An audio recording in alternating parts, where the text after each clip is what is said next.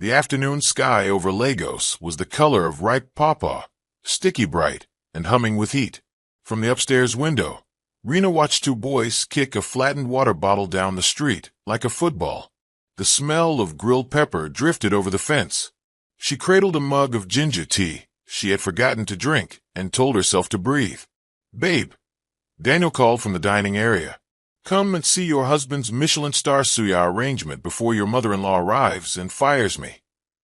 His voice always made the house feel less like someone else's. Rena smiled into the stairwell and found him there, tall and a little awkward, dimples out because he was nervous.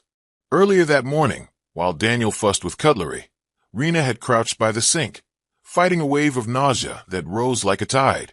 It wasn't the dramatic kind from movies. It was quieter and more stubborn, a bitterness at the back of her tongue.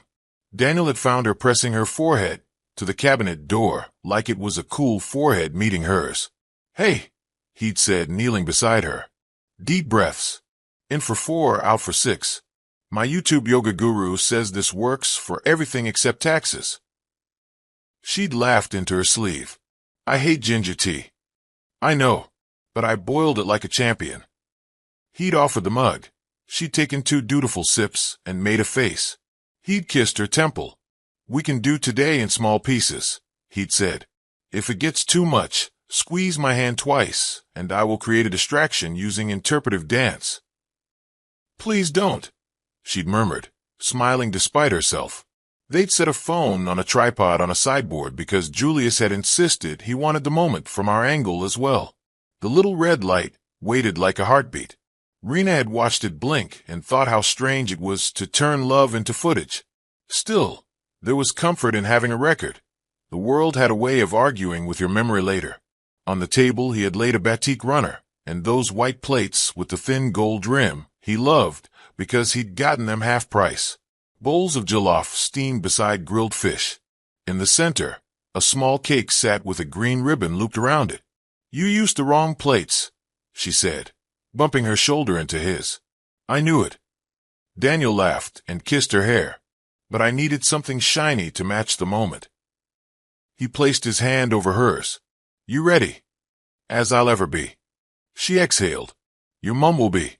"Full of opinions?" "Yes." He threaded his fingers through hers. "We'll take them like vitamins, some good, some bitter. We'll manage." They had moved into Gloria's house after the wedding to save for a mortgage. It was practical, and most days it felt like bright light through thin curtains, warm until the sun became too much. Gloria kept a tidy home and a tidy set of rules. Shoes stacked by the door, voices lowered after 9, meals served with a running commentary. She liked to say she was traditional and modern in equal measure, which often translated into "my way," packaged nicely. A horn tapped in the driveway, 2 polite bleats. Daniel squeezed Rena's hand. "Brace."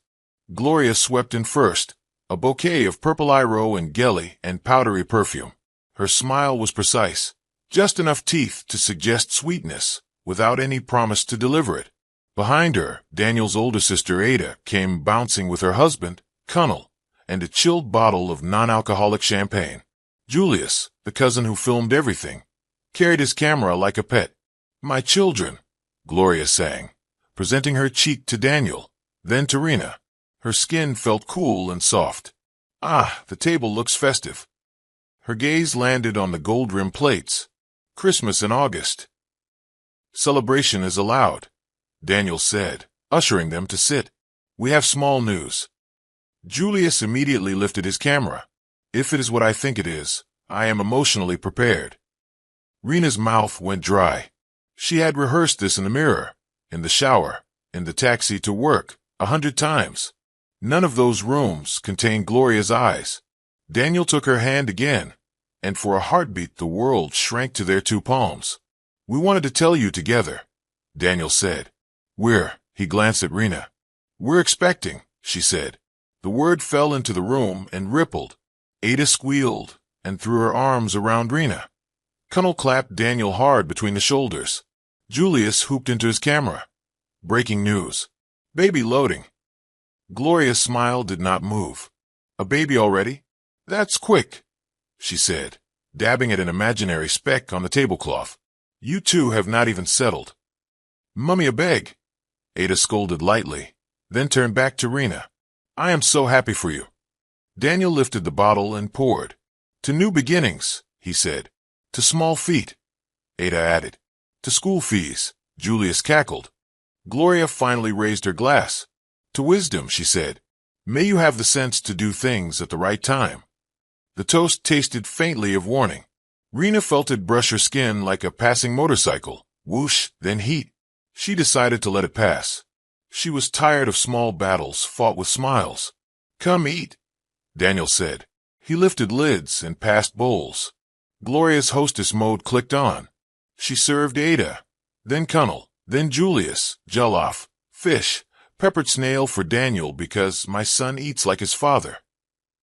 Finally, she turned to Rena with a softened smile. And you, my dear daughter. Gloria set down a plate in front of Rena.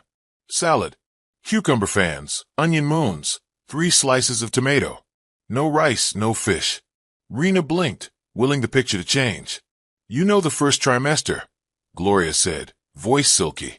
No heavy spice, no oil. We must keep everything neat. Daniel's head turned. A flicker crossed his face. Ada's fork paused midway. Julius's camera, sensing story, drifted closer. I can eat, Rena said gently. My nurse says small portions, but balanced. Eat well, Gloria agreed sweetly. But not anyhow.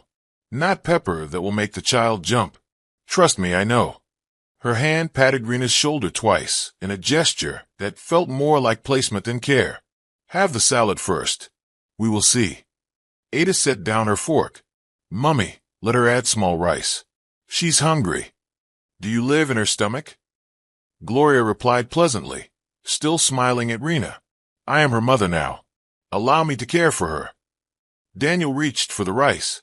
She'll take a little, he said, even and calm. Gloria slid the bowl an inch away, as if absent-mindedly. Eat your food, my son. I will handle Rena. She turned back to the others. Ada, did you tell me about that woman with the twins who ate only crackers? Still gave birth to sumo wrestlers. God is funny. Laughter bubbled, the moment rewrapped in story. Rena speared a cucumber and tried to pretend it was enough. The crunch echoed in her head. She swallowed water and called it food. She had promised herself she would choose peace, at least today. The child within deserved a mother who didn't waste energy on petty wars. Julius rescued the mood with a tale about a client who proposed under a bridge where GPS died, and their drone sat sulking in the sky like a lazy hawk. Even Gloria chuckled. Conversation found its groove again. Baby names pitched like coins into a fountain. Old wives' tales traded for the price of a smile. For a moment, joy returned. Honest and bright, they tea the table now. Conversation turned toward names and cravings. Ada confessed she had once licked the side of a burnt pot during her first trimester and nearly cried from shame and laughter. Cunnel swore their son had kicked hardest when hip life music played. Children should have names with history, Gloria said, turning her glass by its stem. Names that carry weight, not bubbles young people blow. Daniel grinned. So we cannot name the child Netflix. Ada snorted. Rena felt the tightness in her chest ease another notch. She could navigate a sea if Daniel kept tossing jokes like buoys. I like Zara for a girl, Rena offered carefully. It means radiance. And for a boy, Cunnel asked. Chima, Daniel said promptly. God knows. Gloria's eyebrow twitched. God knows indeed. She took a sip, then added. And God also knows who is ready to be a mother. She smiled at Rena with gentleness, so smooth it could make you doubt it had edges. Rena lowered her gaze to hide the reflexive spark of anger. She had always been the sort who let her dissolve in humor or work. It was a strength until it began to look like permission. When the plates thinned, Daniel made fresh toasts for everything. The baby's first sneeze, the tiny socks, the future sleepy Saturdays. Even Gloria looked softer for a sliver of a second, like a cloud drawn away from the sun. Then Gloria collected the cake. Sugar is enemy, she said, and something in Rena's gut stuttered again. Rena nearly followed her to the kitchen, a request on her tongue. She stopped when she realized she didn't want to ask. She wanted to choose. It was a small difference, and it felt enormous. When Daniel brought out the cake, he insisted Rena hold the knife with him. "Our first slice as parents," he whispered. Julius filmed. Ada clapped offbeat. Rena tasted chocolate and the sharpness of green lime and frosting, and let herself lean into the sweetness. "Lovely," Gloria said, collecting the plate with the remainder. "But you will not finish it. Sugar is enemy." She whisked the cake toward the kitchen. The door swung behind her and swung back again, empty-handed. Rena's stomach tightened with a thought she pushed away. After an hour, the house loosened. Ada and Cunnel stood to leave. Julius packed his camera after extracting promises to FaceTime later for exclusive post-announcement reactions. Daniel walked them to the driveway. Rena began stacking plates. "Leave them," Gloria said from the doorway, her smile returning with its careful edges. "In your condition, you should rest." Rena let the plates go. The relief felt like a reprimand. She went upstairs and lay on the bed beneath the ceiling fan, watching the blades turn her future slowly. The afternoon thinned to evening. She dozed and dreamed of small fists pushing aside leaves. She woke to Daniel's kiss. The room was peach. "They've gone," he said. "Mom is in the garden explaining compost to Mama Grace like she invented soil." Rena smiled, then winced. "I didn't eat enough." Daniel sighed. "I should have insisted." "We'll insist tomorrow," she said. "I'll ask Nurse F for a note saying I can eat jollof and fish and the occasional universe." He laughed. "I'll frame it." He hesitated. "You were okay with how she was?" "Which part?" Rena leaned against the headboard. "The salad sermon? The cake confiscation? The way she calls me my dear daughter, like a leash?" She softened it with a smile. "I'll manage. We just need peace until we move." "We'll move soon," he said. "Bonus is coming. We'll find a small place and paint it the color of ripe plantain." "Not overripe. Ripe. Hope without mush." They were giggling like teenagers when a soft knock tapped the door. Gloria stood there, not crossing the threshold. "Sorry to disturb. Daniel, please, I need a word." "In here?" "No. Downstairs. A small thing." Her eyes flicked toward Rena and away. "A clean slice. It will not take time." "I can come too," Rena offered. "No need," Gloria said with a pleasant smile. "It's about the plumber's bill." Daniel glanced at Rena. "You okay?" And she nodded. He followed his mother. The sound of their footsteps slid down the stairs. The house returned to its soft, careful breathing. Rena rinsed her face and stared into the mirror. She looked like herself and like somebody new, somebody carrying a secret heartbeat. She laid a palm on her belly. "Hey," she whispered. "We are okay." Below, a low murmur wafted up, Gloria's voice, then Daniel's. Rena drifted to the landing without meaning to, the way leaves drift toward water. It wasn't eavesdropping, she told herself. It was living in a house with thin walls and thinner boundaries. "If the bill is that high, we should get a second quote," Daniel was saying. A pause. Gloria's tone softened in a specific way Rena knew too well. "We can handle that later. I wanted to tell you, privately, before people begin to talk." Fabric rustled, jewelry clinked softly. "My son, come." Rena stopped in the shadow of the corridor. From the angle, she could see the edge of Daniel's shoulder where he stood in the hallway below, and the sharp line of Gloria's gully. She watched the way Gloria tilted her head, how she moved closer, so her perfume reached the stairs. One manicured finger touched Daniel's forearm. "I will only say this once," Gloria murmured. The sound dropped, intimate and precise, swallowed by the house. Rena didn't hear the words, only the shape of them, the snake-smooth cadence. She saw their impact. Daniel's posture tightened, then stilled. His hand fell useless at his side. The easy light on his face went narrow, like a window shade jerked down.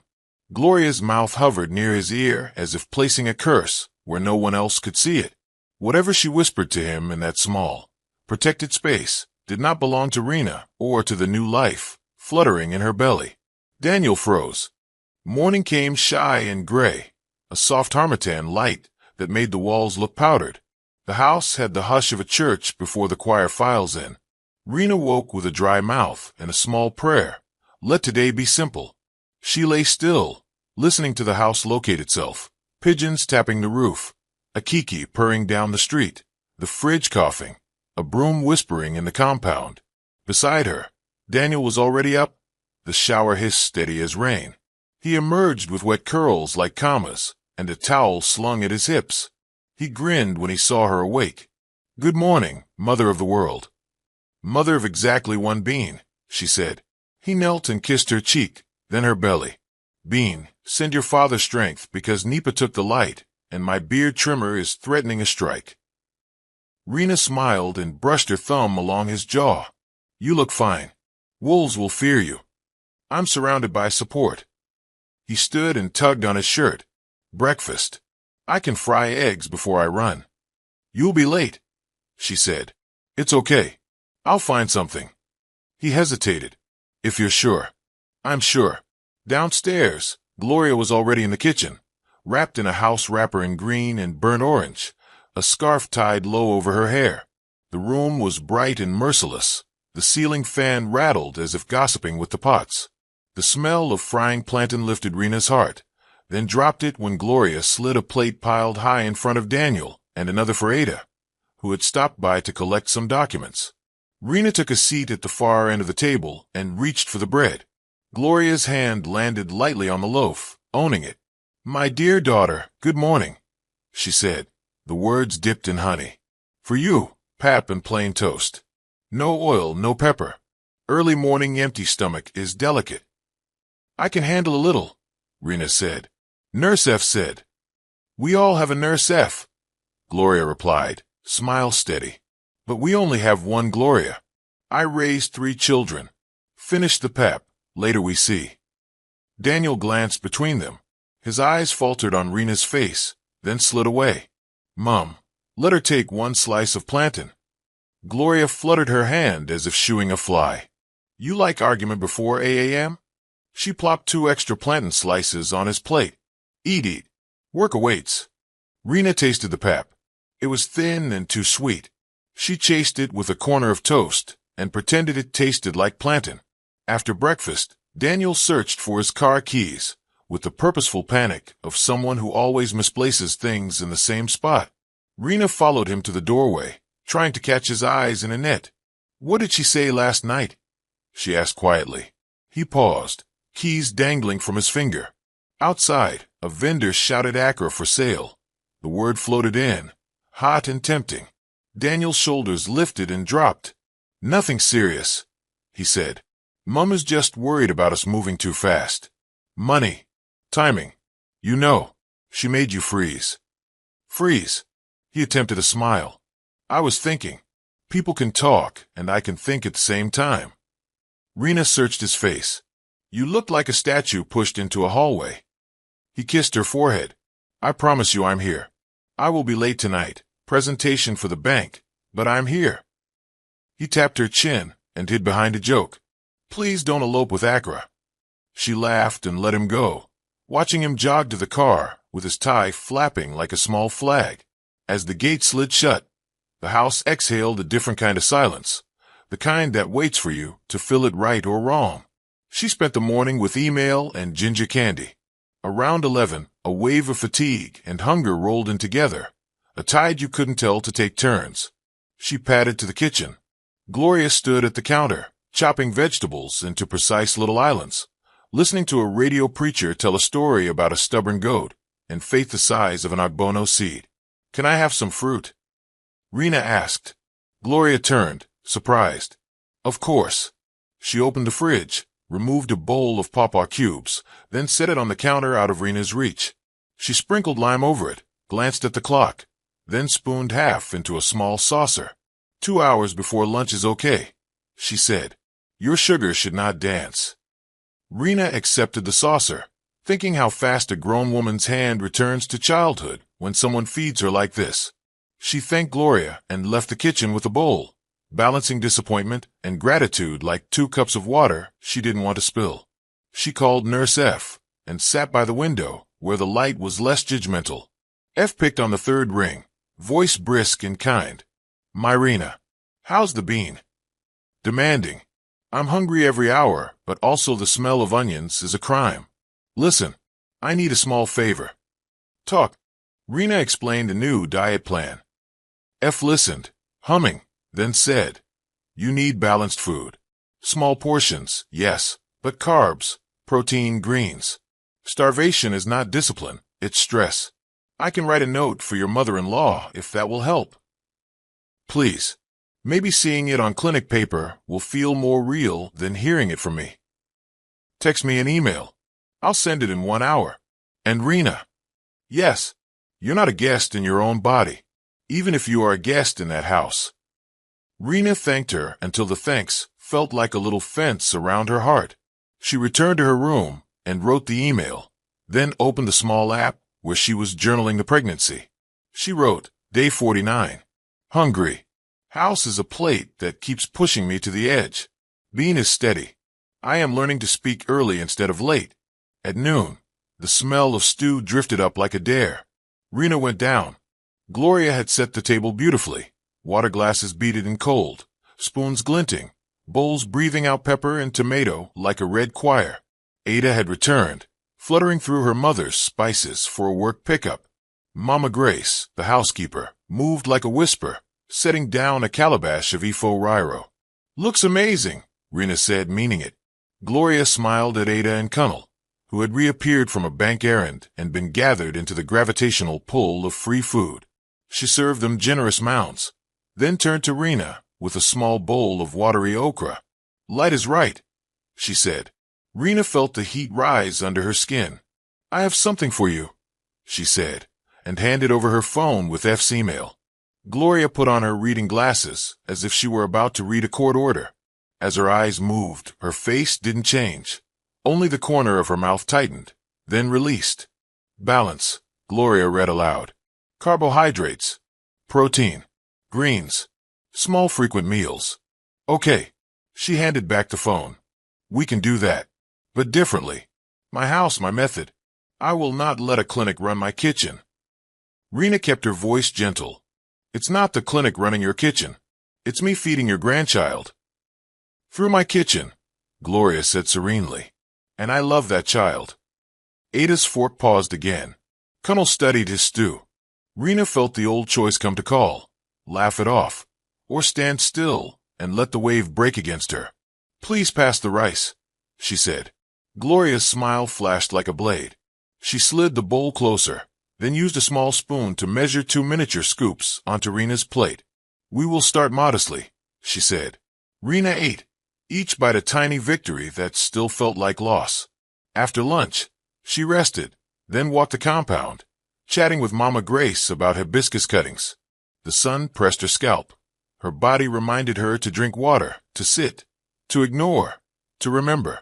By evening, when Daniel returned, he wore the day like a heavy jacket he couldn't quite unbutton. He hugged her in the hallway and stayed a second longer than usual. Presentation was a wrestling match, he said into her shoulder, but we pinned it. Did you eat? She asked. He smirked. 2 meat pies and a bottle of malt. I am the picture of health. Come, I saved you stew. They ate together while Gloria chatted about a neighbor's niece who married a man who moved her to Canada only to confess he preferred snow to marriage. Daniel laughed, grateful for stories that were not his. Rena added her own lighter tale about a taxi driver who insisted he had driven Davido's cousin and had proof in the form of a song played loudly. The table relaxed. Even the spoons seemed to clink with less tension. Later, while Daniel answered emails on the sofa, Rena brought out the clinic note in printed form.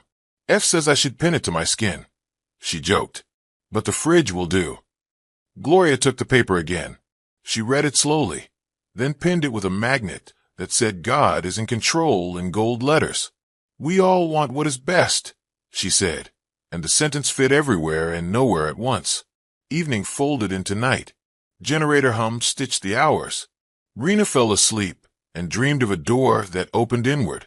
She woke thirsty, then hungry, then queasy, a carousel of sensations spinning too fast. She checked the clock, 12:41 a.m. The house was awake in tiny ways. The tick of the water heater, the rustle of curtains. Down below, a faint light leaked under the kitchen door. Rena thought of crackers and juice, small comforts she kept on a shelf. She padded into the hallway in bare feet, her hand tracing the wall like a blind person who has memorized the house. As she reached the stairs, a shadow moved in the corridor below. It was tall and collected. The motion was a ballet of intention. Gloria. She watched from the landing as Gloria slipped into the kitchen. The light grew brighter, then lowered. Rena descended a step, then another, careful not to let the wood groan. She had never been a sneaky person. Pregnancy had not made her one. Hunger had. She stopped at the last curve of the staircase, where the shadow swallowed her. The kitchen door stood open a hand's width. Through the gap she saw Gloria's silhouette at the counter, methodical and calm, as if conducting a quiet ritual. The fridge door opened, light spilled, bowls moved. Glass clinked softly. Bottles? The cupboard closed with a padded sound. A key turned in a lock she had never noticed. Gloria stepped back from the door. For a second, her face angled toward the gap, and Rena saw something like satisfaction, a little smile that could be mistaken for patience if you weren't looking from the dark. The key scraped again, certain now, drawing a small circle of authority in the air. Rena held her breath with both hands. The house listened and kept its counsel. The light went off. The corridor thinned to shadow. Gloria's steps measured the tiles, unhurried. She paused, as if smelling the air, then walked away. Rena didn't move until the quiet began to be heavy enough to break. She crept down the last step and touched the kitchen door. It did not budge. She pressed again, soft so the hinges would keep her secret. No use. The knob turned a little but met new resistance, metal against metal, a certainty installed only minutes ago. In the middle of the night, in her own home, with a baby the size of a bean, Rena stood at the locked mouth of the place where food sleeps. The soft click of the key echoed like a warning inside her. Morning broke with a headache and a memory of a key. Rena touched the hollow below her throat and stayed still until the nausea passed. The kitchen knob in her mind wouldn't turn. Down the hall, Gloria hummed a hymn, a warning. At breakfast, the table smiled at Daniel. Eggs, plantain bread. For Rena, Gloria set a saucer. Pawpaw slices and yogurt water to a ghost. Gentle on the stomach, she said, sliding the bread toward Daniel. Daniel's eyes drifted to the fridge, where Nurse F's note was pinned beneath God is in control. He cleared his throat. Mum, the note. I read it, Gloria said. I also read Proverbs. Wisdom is portion control. Rena chewed deliberately, swallowing emptiness. Daniel squeezed her knee under the table, a promise postponed. Work claimed him early. The first day dragged. Rena found the crackers she'd hidden in a drawer and counted them like coins. 8 left. She ate too slowly and told the bean inside, we will stretch the day. At noon she texted F, kitchen locked at night. Portions tiny. Dizzy. F called. You need protein and fluids, she said. Eggs, groundnuts, even Gary with milk. I'll make ORS, Rena said. Eat every 2 hours. If you feel faint, sit. When Rena went down for hot water, the kitchen was open but occupied. Gloria stood at the counter, bracelet chiming against china. What do you need? Hot water. Gloria poured it herself, body blocking the kettle, added a teaspoon of sugar, and slid the mug into Rena's hands. Sweetness you can handle. Back upstairs, the room tilted and steadied. Mama Grace brought sheets to fold and lingered with worry stitched into her forehead. Madam Rena, you will take banana? Rena's heart leapt. Please. The older woman produced one from her apron and pressed a finger to her lips. Small thing. Rena peeled it with reverence and almost cried at the taste. God bless you. God will do, Mama Grace murmured. By evening, hunger paced her ribs. Daniel returned late, smile trying. How are my people? Present, Rena said. Eat, he asked, looking to his mother. She ate, Gloria replied smoothly. We are careful. Daniel let the talk detour to traffic. Night fell.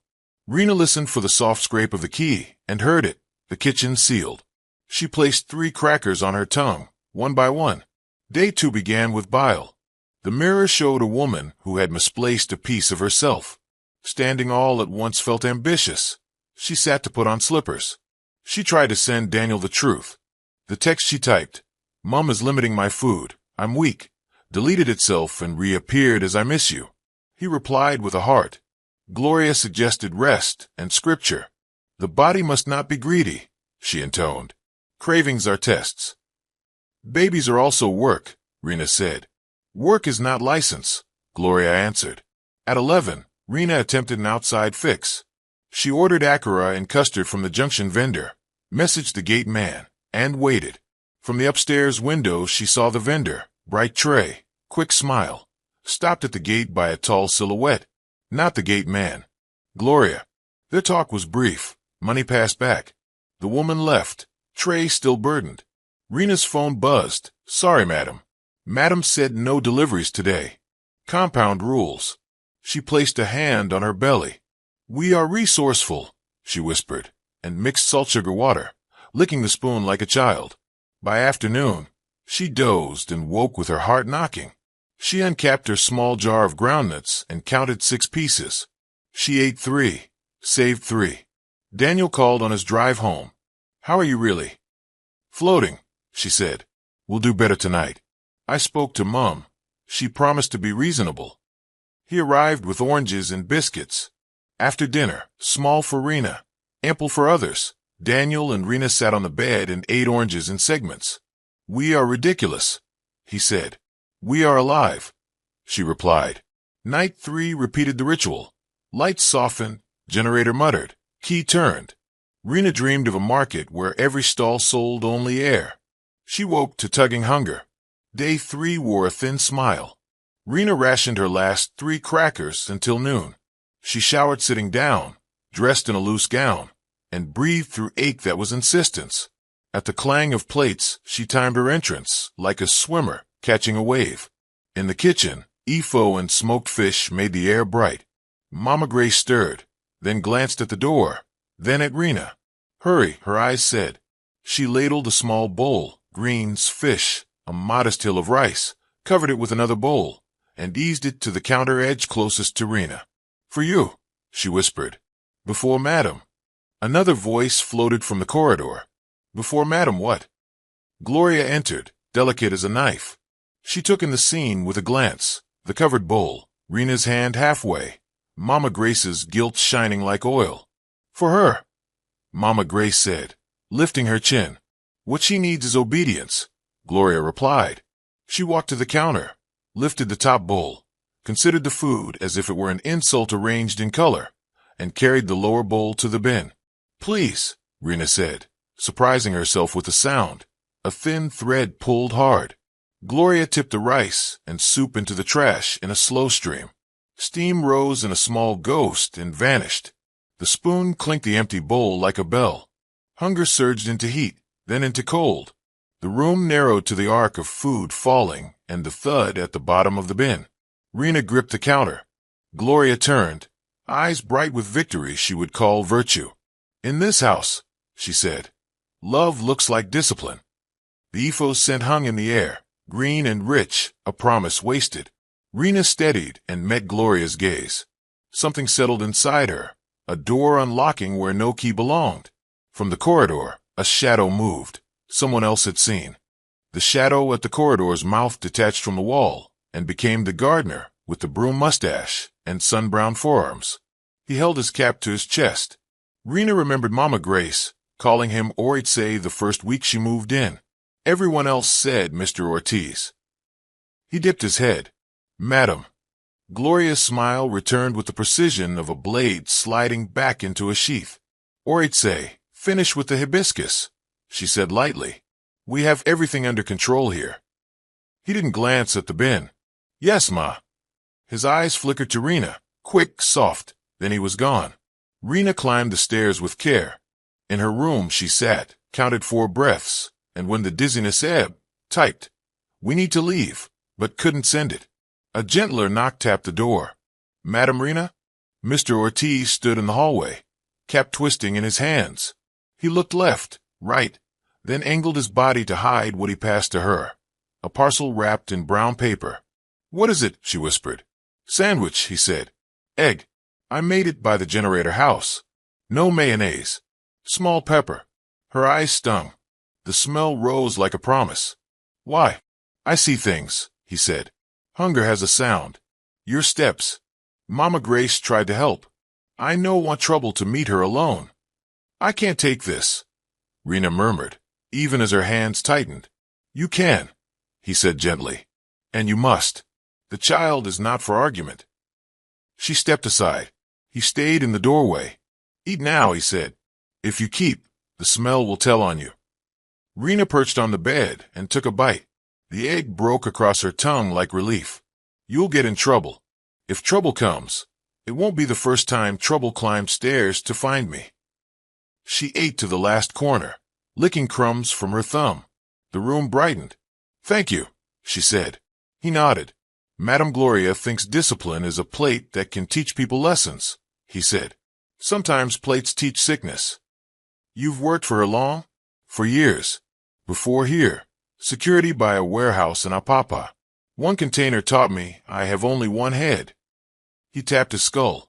"Plants don't argue, except bougainvillea." Rena almost laughed. Then her throat tightened. "She threw my food away," she said. "I begged." "I saw," he said, looking aside. "I no like to watch a person beg for rice." "Daniel doesn't know. Not fully. Sometimes the son hears his mother with his childhood still in his ears." "She wants you gone before the baby comes," he said, voice low. Rena's belly clenched. "What?" "I heard phone talk. By the backyard gate. She thinks I know here when I trim avocado, but wind carries talk. 2 times she said it. Before the baby comes." "Gone how?" Rena asked. "Weak is one kind of gone. Tired is another. A woman can leave a house without carrying a bag." Rena steadied herself on the bedpost. "You're sure?" "I don't bring gossip," he said simply. "If it was only my ear, maybe I keep it." But he reached into his pocket and brought out a small black phone, the old kind with a torch and a radio. He held it like evidence and apology. "I recorded her." Rena's breath left her. "I didn't plan the first day," he said. "But the second time I heard, I said, Oritse, don't carry only your ear into trouble." I put the phone in the flower pot by the gate when I saw her standing there. She was talking and walking small, and the wind was on my side. He angled the phone so she could see the screen. The file list glowed dull green. Gate 14_23. Gate 14_29. Gate 17_02. He didn't press play. "I kept it because I thought, if your husband won't believe eyes, maybe he will believe ears," he said. "And if he won't believe ears, police know how to listen." Rena touched the phone. "Do you know what she said?" "Enough," he said. "Enough to move a man who still has a hand and a heart." Footsteps sounded on the stairs. He slid the phone away and stepped back. "I am going," he said, as if they had discussed hibiscus. "If you need water, call me. I will bring from the outside tap." "Why help me?" Rena blurted. "My name is Oritse," he said. "It means God is my strength. Sometimes God borrows hands. Today he borrowed mine." He ducked his head and was gone before the footsteps reached the landing. Rena locked the door, pressed her hand to her belly, and told the child the garden had sent a soldier. At dusk she texted Daniel, "Please come home early. We need to talk." He replied, trying. "Boss wants numbers by 8. Night unrolled. Generator growl. The kitchen door clicking. The lock settling. Hunger rose like a tide." Rena held the memory of the sandwich. She rehearsed sentences for Daniel and heard them collapse under the weight of his love for his mother. She decided she would not ask permission to eat. Later, a soft knock brushed the door. "Madam Rena?" Mama Grace whispered. "You will take tea." Rena opened and saw, behind Mama Grace's shoulder, the gardener's silhouette by the stairs. "I will," Rena said. "Thank you, Mama." Mama Grace pressed a mug into her hands and scuttled away. From the shadow, Mr. Ortiz touched his cap and pointed 2 fingers to his eyes, then to the hallway camera near the chandelier. Rena followed his gesture and saw the red LED she had never noticed watching the landing. Her heart climbed into her throat. Tomorrow, he mouthed. He tapped his pocket. Rena nodded, fear and relief knitting into courage. Downstairs, a mother arranged her jars and told herself the world would thank her later. Upstairs, a daughter-in-law made a promise to her own pulse. In the dark, a phone waited with a thin green list of proof. Midday heat pressed the house flat. Rena closed her curtains, turned on the standing fan, and texted Mr. Ortiz one word ready. A soft double knock, his signal. She opened. He slipped inside, cap in hand, eyes flicking to the hallway camera, then the corners of the room. I checked, he whispered. No light on this ceiling. We are safe enough. Please, Rena said. He produced the little torchlight phone and set it on the bed like a witness. It will hurt, he warned. It already hurts, she said. He pressed play. Wind rushed first, leaves chattering, a generator far off. Then Gloria's voice slid in, smooth as lotion. I told you, Ngozi, I'm handling it. Discipline. These girls think marriage is a buffet. Ngozi laughed, tinny and cruel. And the baby? If her body can't carry nonsense, it will reject nonsense, Gloria said. Better a little sorrow now than a lifetime of dragging a weak woman and a sick child. Daniel is soft. He needs to be reminded who made him. Rena's hand flew to her mouth. Mr. Ortiz pressed the phone closer. Gloria kept talking, the rhythm of someone measuring flour. I've locked the kitchen at night. During the day I serve small, clean food. She thinks a note from a nurse will run my house. Let her cry. Tears are not policy. A pause, steps crunching gravel. Before the baby comes, she will either grow sense or go to her mother's. Either way, my son will be free of stubbornness. Ngozi whistled. You are wicked, Gloria. I am wise, she corrected gently. Children are not prizes for lazy wives. Silence. The fan's bearing scraped. She said it. Rena breathed. She actually said it. Mr. Ortiz tucked the phone away. This is one file. There is another, shorter, same taste. If the police hear, they will not call it discipline. Rena stood, then sat as the floor tilted. I'm telling Daniel tonight. Good, he said. You will need to be stone and water at the same time. How? Stone when they push you. Water when you reach your husband, so you can enter where rock cannot. A knock, 3 quick taps. Mama Grace slid in with a tray. OG, 2 boiled eggs, a small banana. For strength, she said. I borrowed eggs from the neighbor. I will replace before evening. Rena's eyes filled. You both. Eat, Mama Grace said. Talk later. They stayed while she ate, an odd little council in a quiet room. When the tray was empty, Mr. Ortiz stood. I will be in the garden when your husband returns. If he wants to hear with his own ears, call me. Thank you, Rena said. By evening, clouds stacked over the neighborhood like folded cloth. Daniel's car rolled in. His face was tired but open. He hugged Rena, then saw her seriousness and sobered. What is it? Come upstairs, she said. In their room, she took his hands. I need you to listen before you explain or defend anyone. Just listen, and then look at me. Okay, he said, alarm rising. Rena stepped to the door and called. Mr. Ortiz? The gardener appeared, cap in his hands, and nodded to Daniel. Sir, what's happening? Daniel asked. A recording, Rena said, voice steady now. Of your mother, by the backyard gate. Daniel glanced at the hallway, then back. Play it. Mr. Ortiz set the small phone between them and pressed play. Wind rushed, and then Gloria's voice filled their room. Daniel swallowed, jaw tight, eyes flicking from Rena to the phone, bracing himself to listen.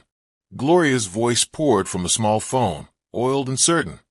If her body can't carry nonsense, it will reject nonsense. I lock the kitchen at night. Before the baby comes, she will grow sense or go. Daniel stood very still. His jaw moved like a clock hand ticking. He didn't look at Rena. Where? He asked Mr. Ortiz. By the back gate, sir. Daniel nodded once. Thank you. Wait downstairs. When they were alone, he turned to Rena. How much have you eaten? Enough to keep the room from spinning, she said. Not enough to feel like myself. He closed his eyes, opened them, and headed for the door. Daniel. Stay, he said, and left. Rena and Mr. Ortiz reached the living room as Daniel faced his mother. Gloria sat straight in her armchair. Mummy, Daniel said, each syllable trimmed. Did you say you locked the kitchen to teach discipline? Gloria laughed, light and incredulous. And so someone brings backyard breeze into my parlor. Daniel, you know how friends talk. Ngozi is a clown. We were joking. Is the kitchen locked at night? Gloria spread her hands. We have rats. Compound boys jump fences. I am protecting my family. Key, Daniel said. Silence snagged on the word. Gloria's smile cooled. Slowly, she drew a key from her wrapper and set it on the table. Daniel picked it up, walked to the corridor, and turned the knob. Metal kissed metal. The door opened to clean counters and the faint smell of stew. He set the key down. You starved my wife. I guided her, Gloria replied, the softness dropping. You are a child to this. Pregnancy is not licensed to be greedy. I raised you with rules, and you became something. Now a girl and a nurse's note want to overrun my house. In my house, we do things properly. Rena stepped forward, palms shaking. Properly is not hungry. Properly is not locking food from a pregnant woman. Gloria's laughter came quick and high. Hear her. If I was wicked, would I be boiling pap? You people like drama. Daniel's face emptied. He looked from the fridge, where God is in control, pinned F's note, to his mother's eyes. He breathed in. His mouth opened. Then he closed it and turned away. Daniel, Gloria called, tone switching to tender. Don't let outsiders make us enemies. He didn't answer. He took his car keys from the tray, walked past Mr. Ortiz, and left. The gate rolled. The engine faded. Rena stood in the quiet that followed and felt two fears wrestle, that he had walked out on her, and that he hadn't walked far enough. Mama Grace touched her elbow. Sit small. Night gathered. Daniel didn't pick up. Rena texted Nurse F. Played recording. He left. Dizzy but drinking. F replied. Lie on your side. Small sips. Call if cramps. Mr. Ortiz brought a flask of broth from a neighbor. Rena drank until her hands stopped trembling. She dozed in pieces, waking at every car sound that wasn't Daniel. Gloria moved about humming and then, toward midnight, fell silent.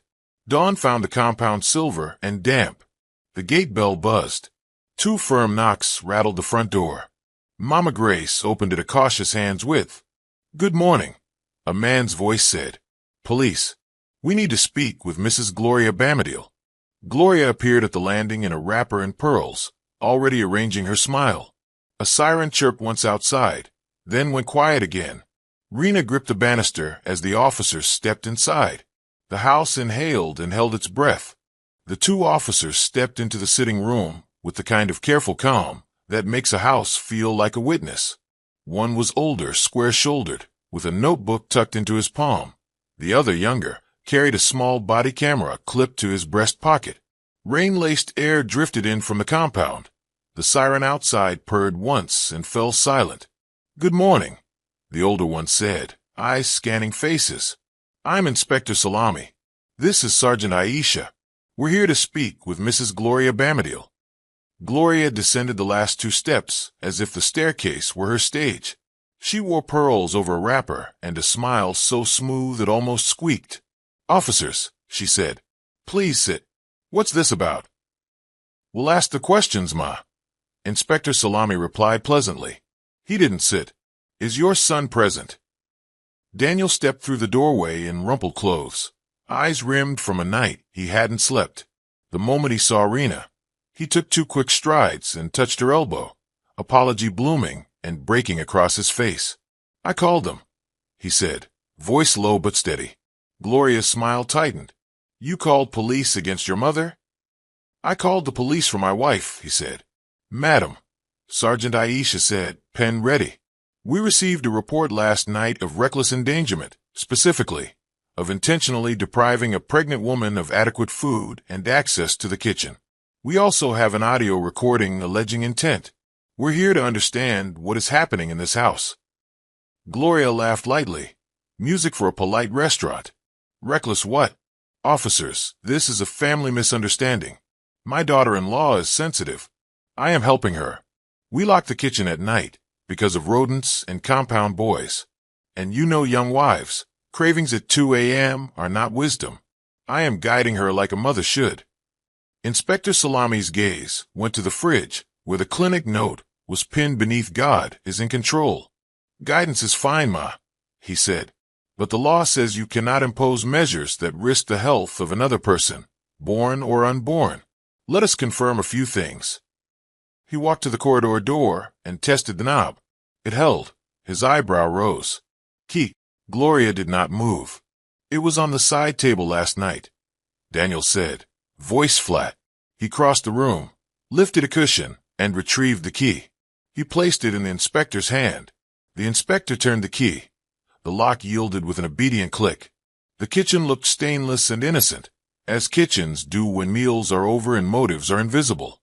He walked in, eyes sweeping counters and cupboards with the unhurried appetite of someone trained to notice what others arrange not to be seen. He paused at a neat row of jars labeled with tape, salt, sugar, Gary rice. Then at a plastic pill organizer, Monday to Sunday, sitting beside a glass bottle of prenatal vitamins. His hand hovered. "These are hers." "Yes," Rena said from the doorway. Her voice sounded steadier than her legs felt. "You take them daily?" "When I can," she said. He nodded, used a tissue from his pocket to lift the organizer lid, then the vitamin bottle. "Sergeant bagged these," he said. Aisha produced evidence bags, labeled sealed. Gloria's brows knit, as if personally offended by the labels. "This is unnecessary," she said. "Those are vitamins, not cocaine." "We will return them after basic checks," Sergeant Aisha said, "for your daughter-in-law's safety." Rena felt Daniel's fingers find the back of her hand. He laced them together like someone setting an anchor. "Madam," the inspector said, returning to the sitting room, "I need your statement. Did you lock the kitchen at night?" "Yes," Gloria said, "to protect the house." "Did you control the portion of food your daughter-in-law received?" "I served appropriate amounts," Gloria said with a smile. "Small and frequent. She can show you her pep." "So you did not give her free access to food?" "I gave her what she needed," Gloria replied. "And the recorded call?" he asked gently. "Were you told a friend? If her body can't carry nonsense, it will reject nonsense. And before the baby comes, she will either grow sense or go to her mother's?" Gloria's eyes slid toward Daniel, then back. "Friends exaggerate. I was frustrated. That is not a crime. How do you even know what I said? Were you there?" "Audio was submitted with the report," he said. "We have the original device." Rena glanced at Mr. Ortiz, standing respectfully near the doorway, cap in both hands, gazed down. In the quiet between sentences, she heard her own heart, and beside it, the smaller, steadier beat of resolve. Inspector Salami turned a page in his notebook. "Let us also hear from the complainant directly." He faced Rena. "Madam, you will say what you experienced." Rena's mouth had been ready for this all night. The words came out measured, clean. "For 3 days my meals were reduced to tiny portions. At night the kitchen was locked. I had dizziness, nausea, weakness. Twice, food prepared for me was discarded. When I tried to order food to the gate, it was declined on my mother-in-law's instruction. A clinic nurse advised balanced meals. The note is on the fridge. It was ignored. My husband heard the recording last night and called you." Gloria lifted a hand as if to swat a mosquito. "She is dramatic." Mama Grace, who had been hovering like a shadow, stepped forward, eyes on the inspector, not on her employer. "I saw Madam throw away the rice and soup I kept for her," she said. "I gave Madam egg and banana sometimes. I was afraid." The room absorbed the confession. Aisha wrote quickly, eyes flicking up only to imprint faces onto the page in her mind. "And you, sir?" the inspector asked Mr. Ortiz. "I recorded the talk by the back gate," he said, voice steady. 2 different days. She said she locked the kitchen to teach discipline. She said before the baby comes the wife will go." Gloria wheeled on him, pearls flashing. You sneak and record your employer? Thief. He didn't flinch. I am gardener, he said quietly. I cut plants, not people. Inspector Salami lifted a hand, calming the air. Nobody will shout, he said. We're almost done. He glanced at Daniel. Mr. Bamadil, you corroborate the kitchen being locked? Daniel swallowed. Yes. I opened it with a key last night. I also witnessed my mother refuse to serve my wife adequate food. Gloria gave a brittle laugh. Now my son is a witness against me. Wonderful. Madam, the inspector said evenly. The law cares less about seniority than safety. Silence widened, then settled.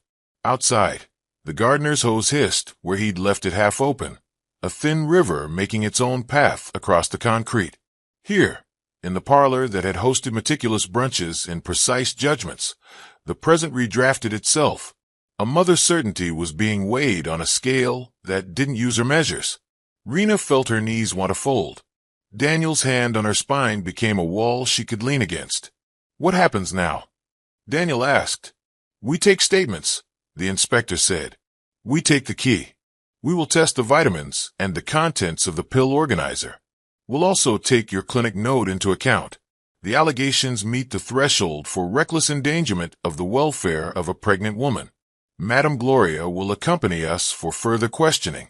Depending on results, charges may follow. Gloria straightened as if the word charges were a gust she could resist by posture alone. I am not a criminal, she said, voice low and sharp. I am a mother. Those are not exclusive categories, Sergeant Aisha murmured without malice. Gloria's eyes glistened then froze. Daniel, she said softly, the name a tool. Think of appearances. Neighbors. He didn't look away from the inspector. I'm thinking of my wife and child. Salami nodded once. That is wise. He snapped his notebook shut, then hesitated, as if remembering something he had placed carefully on a shelf and wanted to retrieve with ceremony. He met Gloria's eyes first, then Rena's. There's one more thing, he said, his voice now carrying a different weight. We will need you all to come to the station because...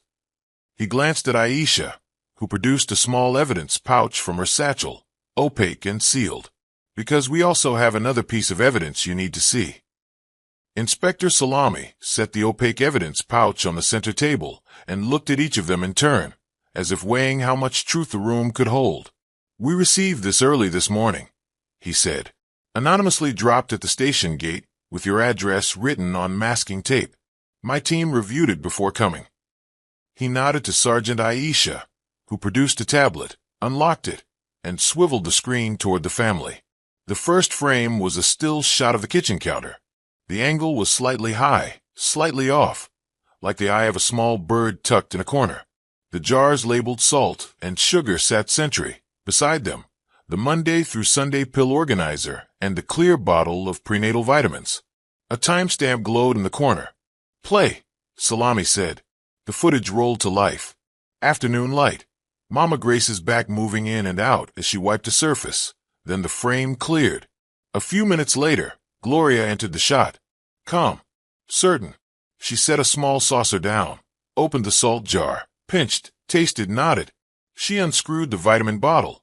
The lens caught the exact angle of her wrist as she tipped the salt in. 1, 2, 3 pinches. Then shook the bottle, tapped the bottom with 2 brisk pops, closed it, and slid it back beside the pill organizer. She adjusted the jar labels precisely, wiped an imaginary speck, and left. No sound, just the choreography of a choice. Rena didn't realize she had been holding Daniel's fingers until she felt him flinch. Mama Grace gasped, a small sound that seemed to ricochet off the tiles. Mr. Ortiz's cap twisted once, then stilled in his hands. Sergeant Aisha tapped the screen and froze the frame on Gloria's fingers at the mouth of the vitamin bottle. In zoom, the grains looked like small, glittering confessions. Inspector Salami spoke softly. The angle is from a miniature camera hidden in a ceramic planter on top of the cabinet. Whoever placed it aimed it at this section of the counter. It records motion-activated clips. This clip is 2 days old. There are 3 similar clips showing small amounts sprinkled at different times. He looked at Gloria. "Madam." Gloria's mouth opened and closed. When her voice arrived, it came dressed in laughter that didn't reach her eyes. "This is ridiculous. It could be anything. Sugar. You know how videos can be edited. People set traps. We live in a world of enemies. Sugar in prenatal vitamins is also tampering," Aisha said, unblinking. "But this is salt. Our lab tested the bottle you kept on your counter. The sodium concentration is inconsistent with the manufacturer's baseline. The pill organizer also contains residue." Gloria blinked slow, as if the room had gone too bright. "You searched my home without a warrant." "We did not enter before this visit," Salami said. "The bottle and organizer you handed us just now are sufficient. Our mobile unit ran field tests in the patrol car." He nodded toward the door, where a van's silhouette hovered behind the frosted glass. "A full analysis will follow at the lab." Daniel's voice broke in, hoarse. "Mum, why?" Gloria turned to him, with something almost like pity. "Because I know life," she said, tone stacked carefully. "Because girls today think a child is an Instagram post. Because I will not allow my son to be led by the stomach of a stubborn woman. A little salt would have made her drink more water and rest. It is my house. I will not apologize for standards." Rena stepped forward before her courage could change its mind. "Standards are not sabotage," she said. "You put salt into medicine meant for our baby. You locked food. You threw away my plate. You called it love. It is not love." Gloria's face flickered, hurt, pride, indignation, then settled into the expression Rena had come to know. A delicate smile pressed over a hard intention. "You're ungrateful," she said. "I gave you a home." Mr. Ortiz cleared his throat. He kept his eyes on the floor. "Home is where people eat," he said quietly. Inspector Salami closed his notebook. "Mrs. Bamadil," he said to Gloria, "you will come with us to the station to make a formal statement. The allegations have risen beyond misunderstanding. At minimum, we're looking at reckless endangerment and tampering.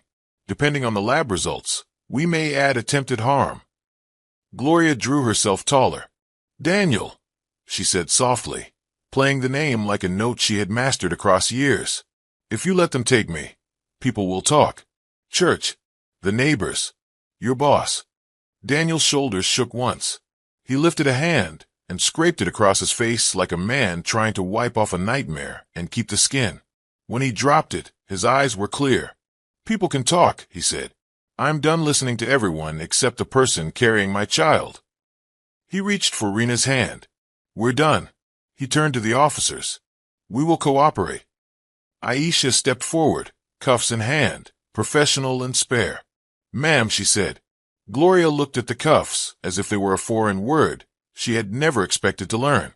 For a heartbeat, she searched the room for an exit that was not a door. A son's mercy, a housekeeper's silence, a gardener's apology. None appeared. She extended her wrists.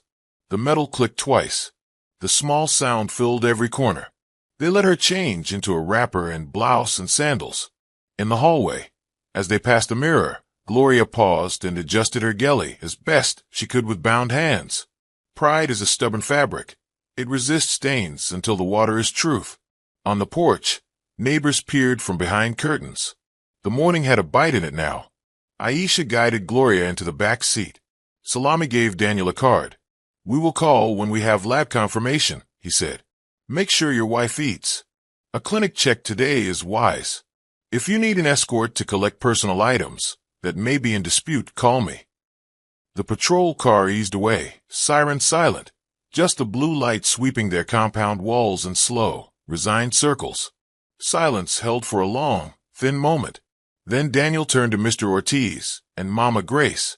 His mouth opened, closed, opened again. Gratitude is heavy when it finally finds words. "Thank you," he said, "for seeing us, for acting, for being braver than I was." Mama Grace pressed both palms to her chest and nodded. "We are family," she said simply. Mr. Ortiz touched his cap, embarrassed by praise. "I only moved a flower pot," he muttered. Rena reached for him and, ignoring his startled stiffness, hugged the man who had placed a camera among herbs and a sandwich in a shaking hand. You saved us, she whispered. He stepped back, eyes bright. Name the child well, he said. Let the name carry light. Months later, a Lagos Sunday wrapped the house in fried plantain and baby powder. The living room had become a softer place, curtains swapped for something that let the morning in. The gold-rimmed plates retired to a cupboard behind stacks of bottles and tiny bibs. A new magnet on the fridge read, "We eat in this house," in Ada's looping handwriting. Rena sat in a rocker with a bundle against her chest, dusky cheeks, a miniature furrow of Daniel's brow, a fist that opened like a starfish when she yawned. The naming had been small and tender. They called her Zara, Radiance, just as Rena had whispered on the day of the announcement, as if some part of the future had been listening. Daniel came in from the balcony carrying a tray. Pap for Rena, spiced with cloves, because she liked it that way now. Pepper soup for the aunties crowding the hallway. A slice of cake, because sweetness was no longer rationed. He set the tray down, leaned over, and kissed his daughter's forehead, then his wife's. "She has your chin," he said. "She has your stubbornness," Rena replied. He winced playfully. "God save us." On the sideboard, beneath the family photo they had finally framed, the one from the announcement day, Gloria's mouth a tight line now frozen in the past, sat a small, battered phone. Mr. Ortiz had insisted they keep it. "Evidence belongs to the people it protects," he'd said. The lab reports had come back clear and clinical. Sodium levels elevated beyond acceptable ranges, adulteration consistent with visible footage. The charges had stuck. Court had been its own careful, weary room. In the end, the gavel had written what the house already knew. The doorbell chimed. Mr. Ortiz stepped in with a potted rosemary, roots wrapped in burlap, soil smelling like rain. "For your new kitchen," he said. "This one is only camera for stew," he added deadpan. They laughed, full and grateful. He set the plant on the counter near a neatly labeled jar of salt that would never sit beside medicine again. Mama Grace took the baby and crooned an old song about boats and safe harbors. Ada filmed on her phone and promised not to post without approval for once. Rena stood and stretched. The ache in her bones felt like the good kind, earned, honest, the body's receipt for miracles. She looked around the room and found no locks in it. Later, when the aunties had left and the house had exhaled into quiet, Rena carried Zara to the window. In the street, boys kicked a crushed bottle like a football, just as they had the day she learned her life would become two lives. Daniel came up behind her, wrapped his arms around both of them, and rested his chin on her shoulder. The city moved beyond their glass. Inside, 3 steady heartbeats kept time. Rena spoke softly, the line already half memorized by those who would someday click on their story from a thumbnail and stay to the very end. "She thought she could take everything from me," she said, kissing her daughter's temple. "But instead, she lost everything." I hope you enjoyed this story.